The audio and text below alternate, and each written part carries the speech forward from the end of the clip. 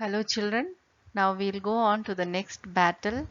After the battle of Plassey, we have another battle, that is battle of Buxar. So it was immediately after the battle of Plassey that this battle took place. Now we will just discuss what were the results of the previous battle, that is the battle of Plassey. You remember there was a person called Mir Jafar who stood with the company against the Nawab Sirajuddaulah, and they all together uh, conspired against him, and they were able to remove him. Okay, and then the British uh, company made Mir Jafar as the new Nawab. So with treachery he reached that seat. Okay, treachery means he was not uh, loyal to the uh, previous Nawab, and he with cheating he became the Nawab of Bengal. Okay, so company gave him the right to trade with Bengal, Bihar. There was a some treaty signed between them, and Mir Jafar, he became the Nawab of Bengal, and he gave the company the right to trade with Bengal, Bihar, and Orissa. And the company also received the zamindari of 24 Parganas near Calcutta. That is a place in that's a district. Okay, 24 Parganas. The company also received 1 crore and 77 lakhs as compensation for the attack. So company got a lot of profit after the battle also. And Mir Jafar, he thought he will be very happy with the British, okay, but then he became fed up with their interference of the company in all matters of Bengal, because he could not take any decision on his own.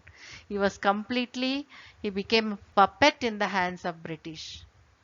So then he was not happy. He objected the British. And so what did they do? They repeated the same story again. So they removed him and made Mir Qasim, his son-in-law, as the new Nawab. So his happiness did not last long. So Mir Jafar was removed, and his son-in-law Mir Qasim was given the position of the new Nawab. Anybody who becomes the Nawab, they have to listen to. Now here, what were the situations after the Battle of Plassey? You know that Mir Qasim, who was the son-in-law of Mir Jafar, he understood the situation and shifted his capital from Murshidabad to Mogir, or it is also called Munger. Okay, so he shifted his capital. The general and the servants of the company were misusing trade and making a lot of gains by using free pass for selling goods. So they had a free pass, they could sell goods. So what they were doing, they were buying it from the Indians, and they were selling it to other Indian merchants at a high price because they could freely sell. They had a pass. So because of that, what happened? Nawab's revenue reduced and the Indian merchants suffered losses. So people started grumbling because Indian merchants had to buy goods from the Britishers at a very high price. So they started telling the Nawab that this is not good. So what Mir Qasim did, he abolished all the duties on internal trade. So when you buy things internally, you don't have to pay any duty. So he made it in such a way that it became same for the Indian merchants and the British traders. So both of them could do business on equal terms. So that's what he did. So the abolition of internal duties by Mir Qasim was considered by the British to be a violation of their rights and privileges. Okay, so they didn't like this idea. This led to a series of battles between the British and Mir Qasim in 1763. Finding no way out of successive defeat, Mir Qasim fled to Awadh. He ran away from that place. There he formed a confederacy with Mughal ruler Shah Alam II and Shujauddullah. So they formed a confederacy. That means they all joined together. And these three people, their combined forces, they came, they fought in Buxar. That is called the Battle of Buxar. Okay, which took place in western Bihar on 22nd October 1764. And there was a complete defeat. Now we come to the results of Battle of Buxar. The result was that Clive became the governor of Bengal for the second time in 1765. He concluded the Treaty of Allahabad, by which Awadh, with the exception of Kara and Allahabad, was restored to Nawab Shujauddullah, who was made to pay a war indemnity, that is compensation of 50 lakh rupees. So wherever war took place, they all made a good amount of money in the name of compensation. Okay, so only except two places, okay, Kara and Allahabad, rest all the places they made Nawab Shuja Uddullah, who was made the Nawab. Okay, then so as I told you that except Kara and Allahabad, all the places the Nawab was Shujauddullah, but here in Kara and Allahabad, Shah Alam was made the Nawab. Okay, and he was actually the figurehead of the Mughal Empire. So he was made the head of these two places, while and also he was given 26 lakh rupees as a pension. Okay, so now he was getting a benefit from the company. So in return of these concessions, he formally granted the company the Diwani, or the right to collect revenue of Bengal, Bihar and Orissa. So you can see in the picture that he is giving the company the he is allowing that they can collect all the tax from the people in Bengal, Bihar and Orissa.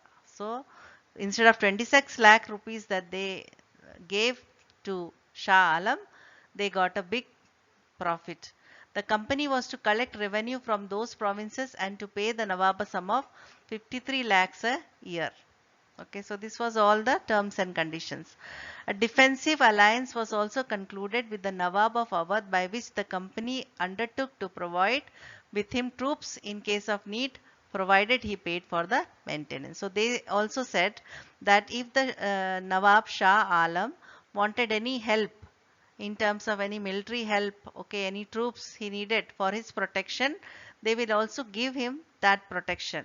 Okay, but then he has to pay for the maintenance of the troop. So that's how this now results of the Battle of Buxar.